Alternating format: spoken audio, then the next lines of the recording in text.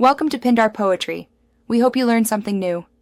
In this video, I will explain how to reset your Jeep Wrangler's oil life. First, turn your ignition to the on/RUN position, but do not start the engine. Next, fully depress the accelerator pedal 3 times within 10 seconds.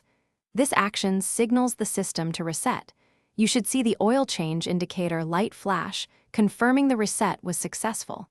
This simple process helps keep your maintenance schedule accurate. After performing the accelerator pedal method, it's important to confirm the reset. Watch for the oil change indicator light to flash, which signifies a successful reset. If the light does not flash, simply repeat the steps, ensuring you fully depress the pedal 3 times within the 10-second window.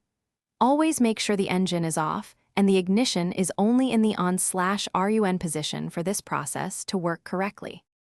For some Jeep Wrangler models, you might use the steering wheel controls. Begin by turning the ignition to the on/RUN position. Use the arrow buttons on your steering wheel to navigate through the instrument cluster display until you find the vehicle info menu. From there, scroll to Oil Life and press the OK button to initiate the reset. Confirm the reset on the screen.